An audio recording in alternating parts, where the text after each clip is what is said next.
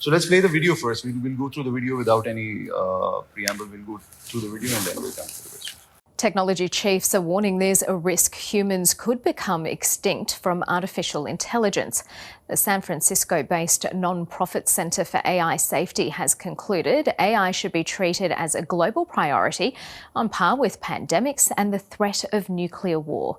More than 350 experts, professors and top executives in the field have come out publicly with their concerns, including Geoffrey Hinton, who's considered a godfather of AI. Sam Altman, the chief of OpenAI, which created ChatGPT, is also on the list. He recently addressed US Congress about artificial intelligence. If this technology goes wrong, it can go quite wrong, and we want to be vocal about that. We want to work with the government to prevent that from happening. Major players, including Microsoft and Google, are also launching their own services. But the rapid rise of the technology and its capabilities recently prompted AI pioneer Geoffrey Hinton to quit Google after a decade at the company. I thought if we built computer models of how the brain learns, we would understand more about how the brain learns. And as a side effect, we would get better machine learning on computers. And all that was going along very well. And then very suddenly, I realized recently that maybe the digital intelligences we were building on computers were actually learning better than the brain. And that sort of changed my mind. It's feared AI systems could be manipulated to spread misinformation, prompting calls for greater regulation to prevent human harm. Dan Hendricks is director of the Centre for AI Safety, the organisation behind the letter.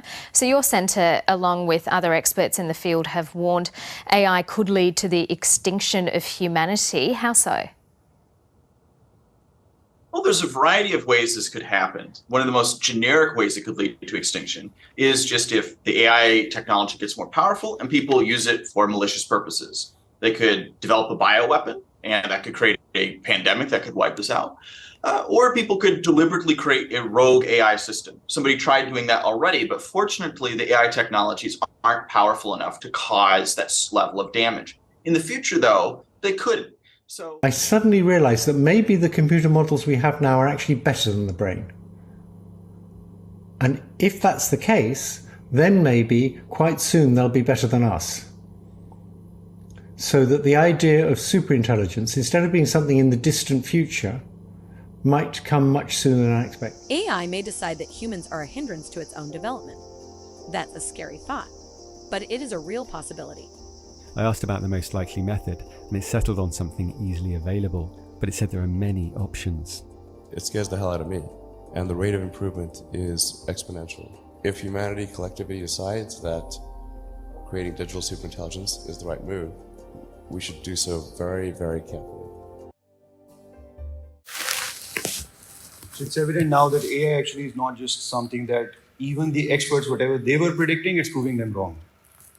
They did not predict. So for example, it was a mainstream idea before AI actually was mainstream through ChatGPT that AI would never be able to mimic our creativity. And the first thing that ChatGPT actually started producing was poems and writing essays and, creating images out of text. So what, in your opinion, in 3 or 4 years or 5 years down the road, because the pace has been so rapid that we're not talking about 10 years or 20 years down the road, we should talk about whatever is going to happen in next 12 months or 2 years down the road. How AI is actually going to influence our, normal day-to-day lives, with Meta kicking in, increasing the screen times and, making everything virtual. How AI is actually going to change that in all this mix of whatever is happening in the virtual. This, whatever you are talking about right now, is this is not new. AI naturally is a hashtag now because of ChatGPT or whatever is going on. But AI as a subject and as a faculty has been here since 1958.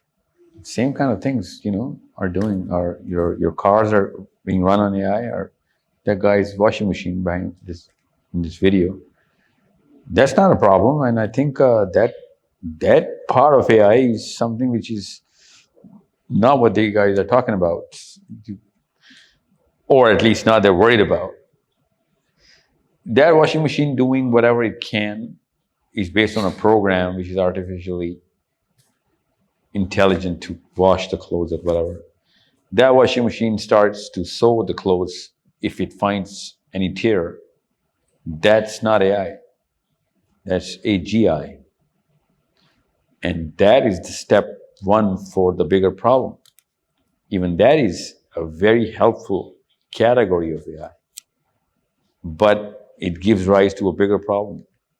The real and the biggest problem right now is not AI or AGI. It's artificial consciousness. The way these machines are going to cross-reference every single data to create a mind with consciousness. And that's the problem this old man was talking about. It's not AI. And that's where I get worried. And that is where the biggest problem to understand it as a problem worth solving. Otherwise, the rest of the two categories is not that kind of well, even if it is capable of having that kind of problem, this part of AI is going to literally, annihilate or obliterate every single atom that we actually represent. It has actually changed the context of the word species, because previously we used to say that we human beings being the most smartest of the species. No. But now they're saying that every consciousness is actually important, and even AI as a consciousness is important. Yeah, so we need to learn that. Yeah. So that's the problem we need to solve as Muslims. For others, not just Muslims. Artificial consciousness means a totally different ball game than artificial intelligence. And Muslims need to realize what is artificial consciousness or synthetic consciousness. And how is it going to impact all of these categories of, let's just say, morality. Survival of the species would be the job one for any moral requirement of the species, and so on and so forth. The emotional experience of how we actually start to believe in something, saying that for the Muslim actually, settles himself in exchange for a loss of anything. My belief is not going anywhere. In exchange for the loss of my own kids, my belief is not going anywhere. And that's the consciousness of a Muslim at some level driving all the rest of the pieces of his own consciousness to build around. And now compare that with synthetic consciousness of a machine. And I think today's session started with this kind of question, right? But it didn't really go as deep as to use the word consciousness. And that's what I want to use to all Muslims who are going to listen to this video, and everyone, that consciousness is if that is the epitome of AI or whatever they're going to try and do, then we already have reminiscence of all of this inside the prophecies. It is going to replace so much that we are actually using as not just the arsenal for betterment of people, but to destroy other people. And once we know that, different beings, it's like a new species coming to planet Earth. But that species has already learned everything about us. That's how dangerous this is. Because that species has to be like a totally human or something like that species, which has consciousness, belief system, morality, justice, empathy. But it can't be planet Earth. But in this case, they know everything about us, and also wherever everything is, and whoever that we want to find out he is, and whatever we're capable of. Now do the math on what's going to happen. It's not about them killing us. It's about them not needing us. You need to understand the problem. And there's a superior species which does not even need you. It's worse than this man-woman fight where who's competing with, we both are competing with each other, who's superior, because we both need each other. And that's why it doesn't really matter of who's superior, who's not. But if there's a dominant way more powerful species who doesn't really need you, literally not need you, then, you can do the math on what's it's going to do to us and how fast it's going to do and how much is it going to do that for its own, progress in whatever's going on. We could be the biggest problem in any of its progress. You know what I'm saying? Because we're too slow. It takes me 10 years to read or, memorize or understand the Quran. But if I put you in synthetic consciousness, I'm just going to plug the USB in and you're going to get whatever I read. So I'm too slow for you. I'm not even a good help for you as a human being. I can't be your slave. Can't even be that. You know what I'm saying? So it's that sort of a problem. So are they going to be fighting with weapons and everything? No. Everything that a human being can do to destroy that will be taken care of by these things first. So no more weapons, no more, nukes and bullets and guns and everything. Because that's the first thing they're going to, dismantle. And then whatever is going to happen is, is going to happen or can happen. So when you read the future through Islam, you can see, you know what? We know it's going to happen. There is no gun no gun in the hand of Imam Mahdi or Isa ibn Maryam. Why? Why does he not carry a gun? Can you not do the math on this? It's not that we're not creating less guns, we're creating more guns. No bombing on Yajuj Majuj. Literally. Nobody thought about, nuking them. Or forget nuking them, just take a bullet. Somebody must have had a saved gun from somewhere, right? There are a billion guns right now.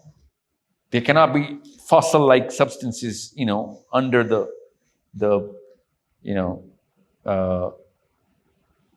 vegetation layer. It's not like that distant in the future.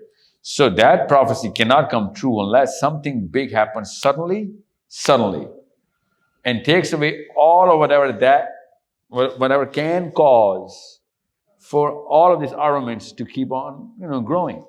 So somebody's going to take the source out, and not just the source out, but the current resource out as well. All of a sudden, it's going to be the Stone Age, the Horse Age, and the Sword Age, not the Iron Age, because there is iron in the hand of, Imam Mahdi and Isa ibn Maryam and everybody there. You know what I'm saying? So you're saying that all those references are also not metaphorical; they're actually literal. When it said sword, it does not mean a weapon; it means a sword. Actually. Yeah, that's exactly what I'm saying, and that's exactly what AI is teaching us. That nothing is, out of reach about good or bad, ups and downs. Both are imminently on the table right now. It's not just a discussion; it's very possible now. So Imam Mahdi is fighting with the swords. Yeah, he is. You know what I'm saying? So that's why I don't believe that, there's going to be a dam and such black gold in Euphrates or wherever it's going to be. It's Euphrates? Yeah. So I think there's going to be a real mountain of gold. I'll tell you why, because gold and mercury was used in a lot of other, places in ancient civilizations. So I get that. There was gold in pyramids, gold in Sumeria, gold in Acadia. Mayans used gold and mercury. So when Prophet says, there's going to be a mountain of gold coming out of Euphrates, okay. I think of on those lines because it had happened many, many times ago, before. All of a sudden, no, it's going to be a dam and, prosperity and everything else. That's why I'm thinking, Dajjal is going to be riding a donkey. It's not a plane, it's an actual donkey. Why can't he ride a donkey? I'll tell you why he has to ride a donkey. If he's not riding the donkey, I'm not going to call him Dajjal. If he takes a 747 or A380 and does whatever, I'm saying, you know what? But you still have to ride a donkey. If he wants my vote, he'd better be riding a donkey. I'll tell you why. Because I've read the Bible. And the Jews, they know that he has to ride a donkey because of the book of Isaiah and Ezekiel. Christians have to believe in this man because Jesus rode a donkey. He didn't ride the plane, he rode a donkey.